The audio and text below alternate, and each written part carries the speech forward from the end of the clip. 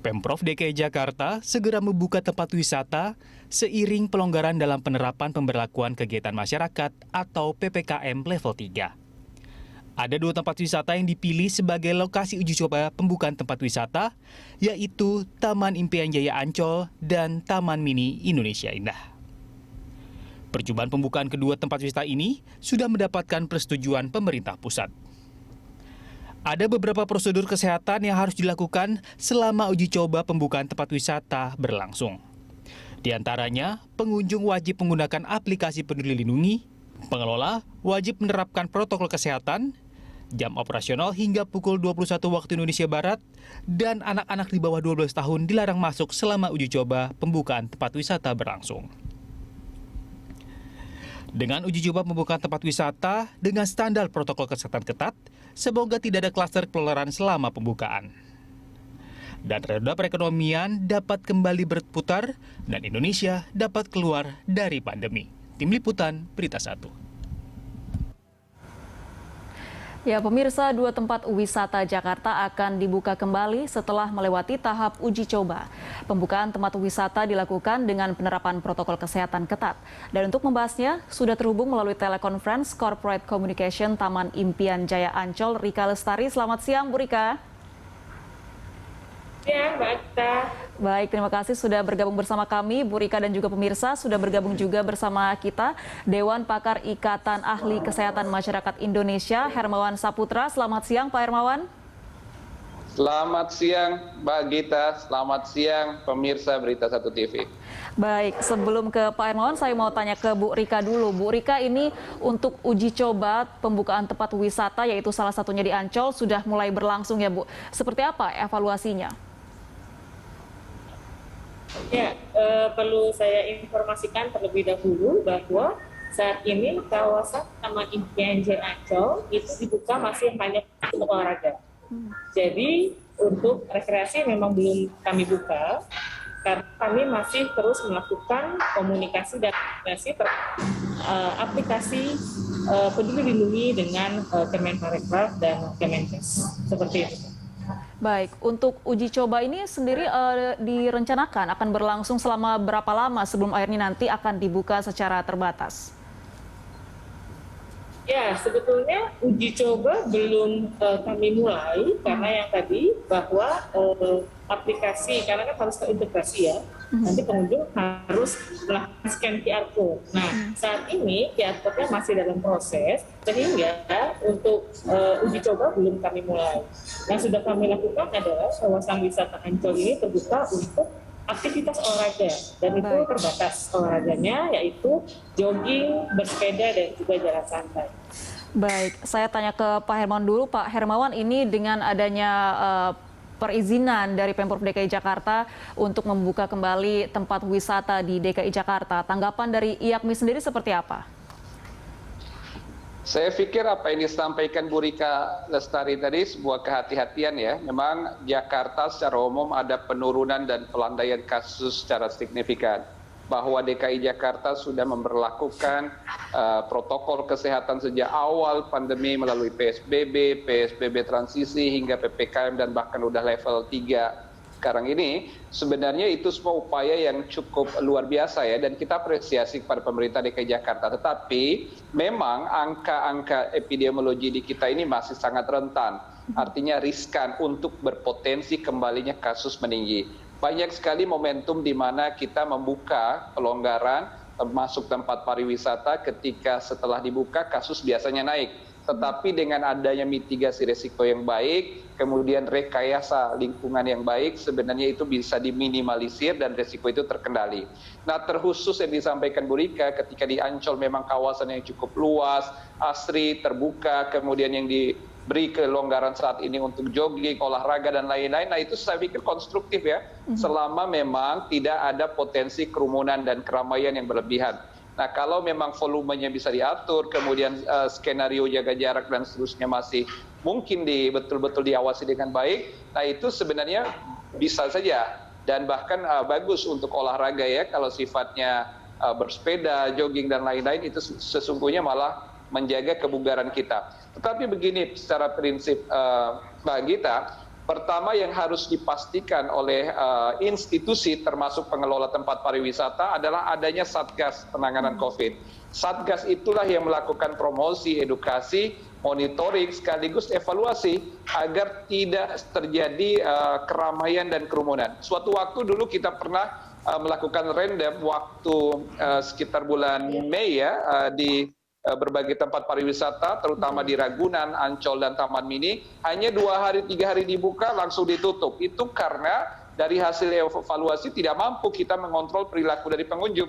Nah, kemampuan melakukan mitigasi dan mengontrol perilaku pengunjung itulah kuncinya.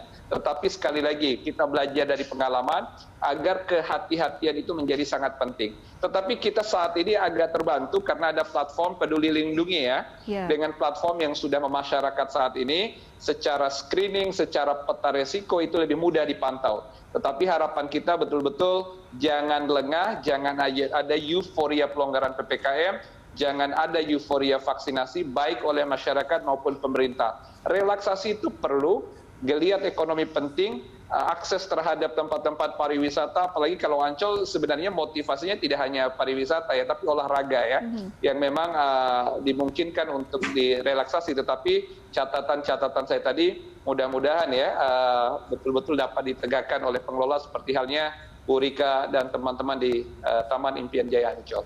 Baik, artinya ini bergantung kepada ini ya Pak, pembelajaran kita dari perkembangan kasus sebelumnya, jangan ada euforia, yaitu tetap mengetatkan protokol kesehatan di tempat-tempat publik. Nah, Bu Rika, terkait dengan kesiapan untuk uji coba di Ancol sendiri nanti, seperti apa kesiapan monitoring dari Satgas COVID-19 dan juga staf di Ancol untuk memastikan protokol kesehatan ini bisa diterapkan dengan baik saat uji coba maupun pembukaan terbatas nanti? Ya, betul sekali Mbak Agita, Pak Hermawan, bahwa sejumlah persiapan menjelang uji cobanya kawasan rekreasi Ancol dibuka kembali nanti itu sudah kami persiapkan jauh-jauh hari. Jadi peningkatan protokol kesehatan jika Mbak Agita nanti Pak Hermawan bisa berkunjung ke kawasan Ancol, yang utama menjadi konsentrasi kami adalah di kawasan pantai. Ya, betul sekali, karena kawasan pantai itu menjadi magnet di saat pengunjung itu melakukan wisata ke Ancol. Oleh karena itu, kawasan pantai di kawasan Pantai Timur yang utama, itu kami lakukan beragam skenario, Pak.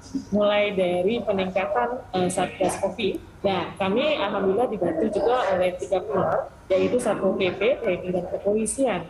Lalu kemudian juga kami ada tim internal yang terus melakukan patroli berkeliling di sepanjang pantai. Lalu kami membuat rekayasa dengan membuat penyekat-penyekat di sepanjang pantai agar ada physical distancing di sana.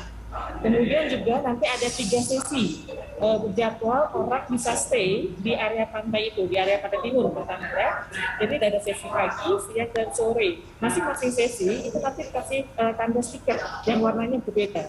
Nah, setiap akan berakhirnya sesi, tim patroli kami akan berkeliling untuk menghimbau kepada pengunjung bisa meninggalkan lokasi tersebut dan bisa berpindah, karena kawasan pantai ini cukup luas, tidak hanya pantai timur, tetapi kami juga ada di kawasan pantai barat yang cukup nyaman juga.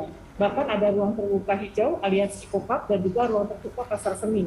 Sehingga pantai timur itu yang menjadi tadi magnetnya tempat wisatawan, itu kami tetap berikan kesempatan untuk orang berekreasi di sana, tetapi dengan waktu yang terbatas. Nah, itu menjadi fokus utama kami. Nah, kemudian penerapan protokol kesehatan yang utama adalah kami berstandarisasi sertifikasi CHSE. Jadi seluruh unit rekreasi yang ada di kawasan Ancol dan mitra-mitra yang ada di dalam kawasan Ancol semuanya sudah tervaksin, dan kami pastikan semuanya termonitor dengan baik.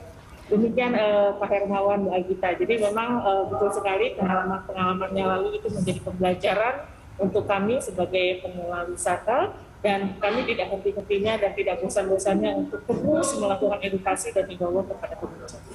Baik, Bu Rika dan juga Pak Hermawan, kita masih akan lanjutkan dialog kita usai jeda. Pemirsa jangan kemana-mana, Lunch Talk akan segera kembali. Ya, kita lanjutkan dialog lunch talk kita siang ini. Saya mau ke Pak Hermawan dulu. Pak Hermawan, tadi di segmen sebelumnya kita sudah membahas seperti apa idealnya prokes yang diterapkan di tempat-tempat pariwisata jika kita belajar dari lonjakan kasus sebelumnya yang banyak terjadi di tempat publik. Nah, ini apakah ada sanksi bagi pelanggar protokol kesehatan, baik itu dari pengelola ataupun dari pengunjung sendiri di tempat pariwisata? Sanksi saya rasa ada ya, pemerintah terutama di DKI Jakarta melalui peraturan Gubernur DKI itu sudah ada berbagai macam bentuk penegakan ya. Ada yang sifatnya administratif, bahkan ada yang sifatnya pidana. Itu sudah beberapa kasus sudah diangkat ya. Hanya saja begini, terkait dengan penegakan ini kita berharap yang disebut dengan law enforcement itu tidak melulu berkaitan dengan sanksi setelah kejadian, tetapi menghindari kejadian itu jauh lebih penting. Dan kita tadi sudah belajar dari pengalaman masa lalu ya, jangan sampai sesuatu yang sudah dijadikan pelajaran itu terulang. Nah, maka itu mitigasi resiko itu menjadi sangat penting sekali. Nah, sejujurnya kalau kita lihat peta kasus di DKI Jakarta ini, memang kasus prevalensi COVID itu menurun, tetapi masih terjadi penularan sebenarnya di kantong-kantong pemukiman dan juga aktivitas publik. Nah, seiring dengan adanya vaksinasi yang sudah hampir menyentuh 100% ya di DKI untuk vaksin kedua yang kita harus ukur ya, bukan yang pertama. Kalau pertama DKI bahkan udah lebih dari 100%, tapi yang kedua ini yang masih harus disempurnakan. Dengan demikian ada kira-kira menurut saya ya dari kalkulasi kesehatan masyarakat masih ada potensi 50% dari populasi yang memungkinkan untuk tertular dari virus ini. Nah, oleh karena masih ada potensi itu, maka kita bisa mengukur seberapa besar volume juga yang harus kita coba atur di dalam skenario kunjungan untuk tempat-tempat pariwisata juga. Nah, tetapi ditambah dengan protokol kesehatan, kemudian adanya screening dengan platform Peduli Lindungi, sebenarnya resiko itu bisa kita minimalisir dengan baik. Kuncinya ketelatenan, kesabaran, dan keseriusan. Nah, tetapi kalau kita abai, tidak ada lagi pengawasan, tidak ada lagi aparatur yang peduli, nah biasanya di saat itulah virus kembali merajalela. Nah, kita tidak ingin seperti itu. Nah, tetapi kalau ada penyelenggara atau fasilitas publik yang dengan sengaja mengabaikan, saya rasa pemerintah DKI sudah pernah mencabut izin kok untuk beberapa institusi dan bahkan menegur dengan keras ya beberapa perusahaan juga yang melanggar protokol kesehatan. Tinggal kita kembalikan, apalagi Ancol. Ancol tentu saja dengan DKI Jakarta ya inilah kepemilikannya ya tanda kutip, dan harusnya menjadi contoh yang terbaik dalam rekayasa lingkungan sekaligus bagaimana melakukan mitigasi resiko terhadap aktivitas publik di area Ancol tersebut, Pak Anggita.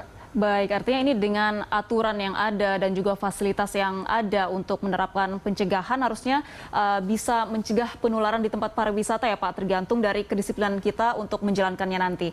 Nah, terkait ya, dengan... paling tidak mungkin catatan tambahan Bang Gita, memang kita harus hati-hati untuk pariwisata tertutupnya ya. Kalau pariwisata terbuka seperti yang sudah diinisiasi di awal oleh Bu Rika dan teman-teman di Ancol, itu saya pikir sangat mungkin kita melakukan rekayasa dengan baik. Tapi kan Ancol juga punya pariwisata yang tertutup, terutama taman-taman bermain ya. Nah, ini yang memang harus betul-betul hati-hati dan perlahan, tidak bisa serentak serta-merta dibuka semua, dan itu akan menjadi bumerang. Dan itu menjadi catatan kita untuk kebertahapannya. Pak Gita. Baik, untuk tempat pariwisata tertutup ini yang harus kita lebih hati-hati. Nah, Bu Rika seperti apa tanggapannya? Ya, betul sekali. Pak Hermawan setuju. Jadi untuk uji coba ini memang yang menjadi prioritas kami adalah unit-unit rekreasi yang outdoor. Dalam hal ini ada pantai, kemudian ruang terbuka hijau alias Eco Park, lalu juga ruang terbuka pasar seni, dunia fantasi, dan Ocean Dream Samudra. Jadi memang yang menjadi prioritas kami adalah yang outdoor. Memang kami punya indoor yaitu SeaWorld Ancol, dan itu memang akan bertahap. Seperti yang disampaikan sama Pak Hermawan bahwa indoor itu mesti ada treatment khusus ya. Jangan sampai nanti juga menjadi bumerang gitu ya Pak Hermawan ya.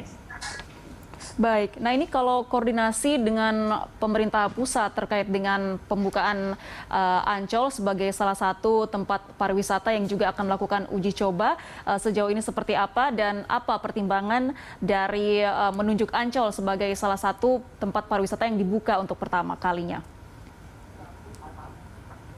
Ya, jadi kami Ancol, namanya Jaya Ancol ini berada di dalam Asosiasi Putri, Perhimpunan Usaha Taman Rekreasi Indonesia. Nah, kami akan dipercaya dan ditunjuk menjadi salah satu destinasi dari 20 destinasi yang dilakukan uji coba di Indonesia. Nah, karena acuannya adalah tempat usaha rekreasi yang sudah bersertifikasi secara ISO, dan kami sudah memenuhi itu. Lalu kemudian komunikasi dan koordinasi kami dengan Dinas Parekraf Provinsi DKI Jakarta, dengan Dinas Kesehatan Provinsi DKI Jakarta, dengan kementerian-kementerian yang utama adalah Kementerian Parekraf, itu selalu kami lakukan komunikasi dengan baik dan kami cukup intens seperti itu. Jadi jika ada hal-hal yang sekiranya perlu kami koordinasikan, kami kolaborasikan, itu kami akan melakukan itu.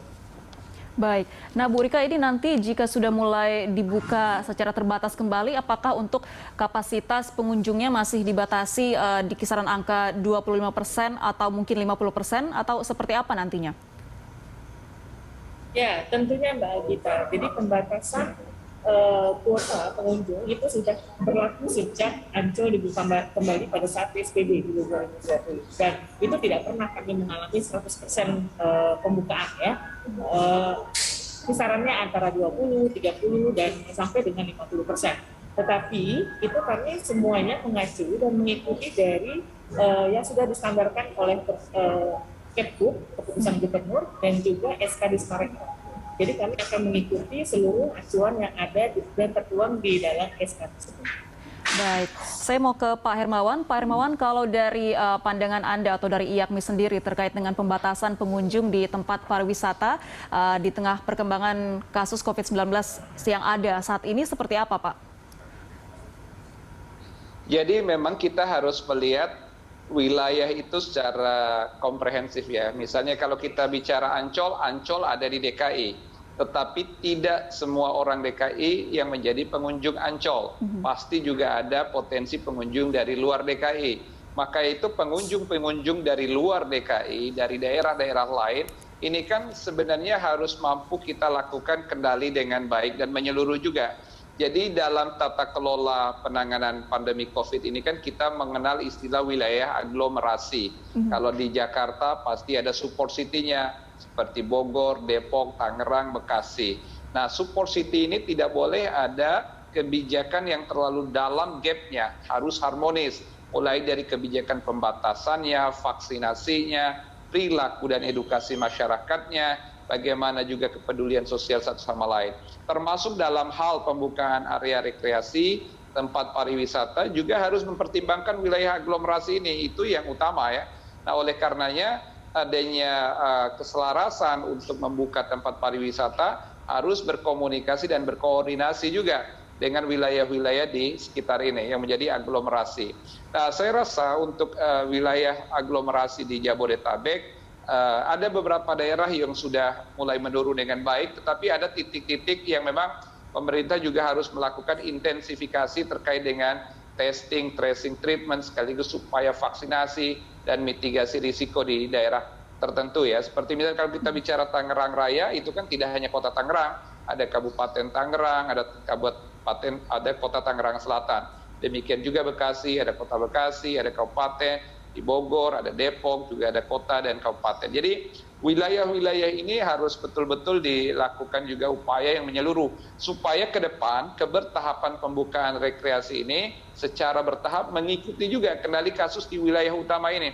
Karena orang-orang yang ada di wilayah utama inilah yang akan menjadi pengunjung potensial taman rekreasi seperti Ancol. Walaupun Ancol ini udah milik Indonesia ya, milik dunia bahkan, tetapi dalam kebertahapan pastilah segmennya adalah di wilayah-wilayah ini. Itu sebab kebijakan daerah dalam penanganan pandemi COVID akan juga mempengaruhi kebertahapan pembukaan tempat pariwisata di lingkungan-lingkungan seperti yang ada di Taman Impian Jaya Ancol atau di kawasan rekreasi Ancol. Sama halnya kalau kita bicara puncak di Bogor. Puncak Bogor itu kan wilayah administratif Kabupaten Bogor. Tetapi kalau kita bicara pengunjung Bogor, pasti banyak juga dari DKI Jakarta. Nah, inilah harmonisasi antar daerah lah yang juga akan berpengaruh terhadap kebijakan kebertahapan pembukaan tempat rekreasi, termasuk di Taman Rekreasi Ancol kita.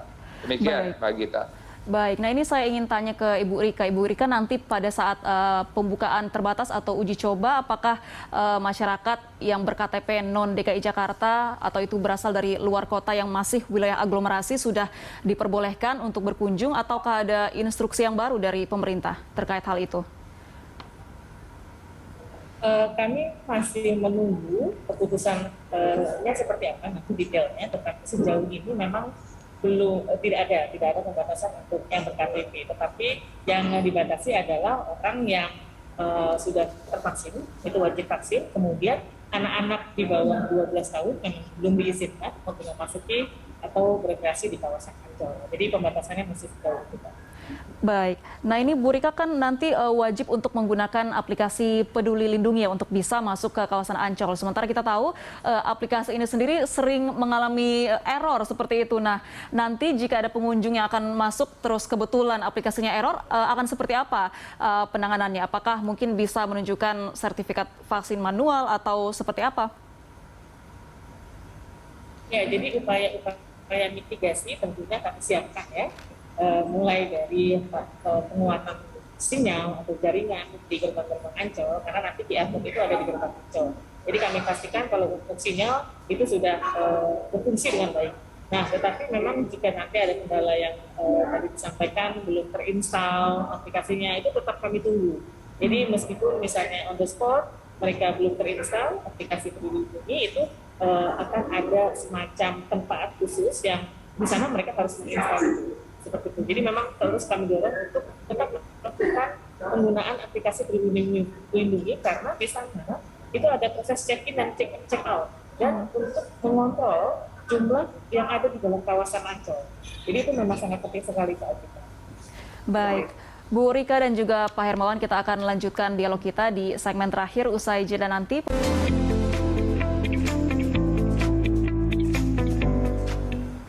Terima kasih Anda masih bersama kami, Pak Hermawan dan juga Bu Rika. Tidak terasa kita sudah berada di penghujung segmen dialog kita. Saya persilakan masing-masing Bu Rika dan juga Pak Hermawan menyampaikan pesan dan juga himbauan kepada masyarakat terkait dengan berkunjung ke tempat pariwisata di DKI Jakarta yang akan segera dibuka. Silakan Bu Rika terlebih dahulu. Baik, terima kasih Mbak Gita. Jadi kepada seluruh pemirsa dari Berita Satu TV yang berencana melakukan kunjungan rekreasi ke Taman Impian Jaya Ancol, kami tunggu kedatangannya, tetapi jangan lupa yang pertama adalah wajib menerapkan protokol kesehatan, kedua harus sudah vaksin, dan ketiga harus sudah mengunduh atau menginstal aplikasi Peduli Lindungi. Nah, nanti sampai di dalam kawasan Ancol juga harus tetap menerapkan protokol kesehatan dengan baik. Sebab petugas yang ada di area Taman Impian Jaya Ancol itu tidak kurang untuk memberikan edukasi dan himbauan kepada seluruh pengunjung. Kami minta kolaborasinya, kerjasamanya, agar kegiatan rekreasi Taman Impian Jaya Ancol ini dapat berlangsung secara aman, nyaman, dan kita semua sehat bisa melewati pandemi ini dengan baik. Baik, itu satu yang wajib dicatat adalah pengunjung sudah harus wajib divaksin ya Bu untuk berkunjung ke Ancol. Baik, betul. Pak Hermawan, silakan pesan dan juga himbauan Anda kepada masyarakat. Baik, saya himbau dulu untuk umumnya di Indonesia ya, bagi masyarakat warga negara kita yang tinggal di daerah-daerah yang masih zonasinya tinggi penularan COVID dengan angka positivity rate lebih dari 8% misalnya, saya berharap agar menahan diri agar tidak turun ke tempat-tempat pariwisata. Tetapi bagi warga masyarakat yang ada di daerah yang memang sudah menurun drastis, tetapi juga belum riskan, artinya belum stabil betul untuk penularan kasusnya belum di bawah 5%, maka adanya relaksasi pemerintah untuk membuka tempat-tempat pariwisata dimanfaatkanlah dengan cara yang bijaksana, menggunakan protokol kesehatan yang sudah ditetapkan, sekaligus menggunakan juga aplikasi platform yang sudah bagian dari metode screening kita, sehingga keamanan dan keselamatan itu bukan hanya untuk diri kita dan keluarga, tetapi kepedulian sosial kita agar upaya pemerintah yang selama ini juga tidak sia-sia. DKI Jakarta contoh sukses pengendalian COVID, tetapi kesuksesan itu masih belum paripurna, hanya untuk memastikan kita juga bisa beraktivitas, berrelaksasi, berrekreasi terbatas. Ini juga bagian dari humanisme kita. Maka mari kita bijak, taati protokol kesehatan seperti yang disampaikan Bu Rika. Pada akhirnya kepedulian kita taat terhadap protokol kesehatan lah yang menjaga diri kita semua untuk terus sehat negeri kita dan juga sehat masyarakat kita. Mudah-mudahan kalau dengan demikian belajar sukses dari pemerintah dan DKI Jakarta, khususnya juga Ancol yang bisa menerapkan protokol kesehatan dengan baik, bisa diikuti oleh provider-provider lain di wilayah lain juga di Indonesia. Demikian Pak Gita. Baik, kita harapkan tentunya masyarakat tidak terlalu terbawa dengan euforia pelonggaran pembukaan kembali tempat publik ataupun tempat pariwisata sehingga bisa tetap disiplin menjalankan protokol kesehatan saat melakukan kunjungan. Terima kasih banyak Bu Rika dan juga Pak Hermawan sudah berbagi informasi bersama kami siang ini. Sehat selalu. Sehat selalu. Terima kasih Mbak Gita, terima kasih Bu Rika.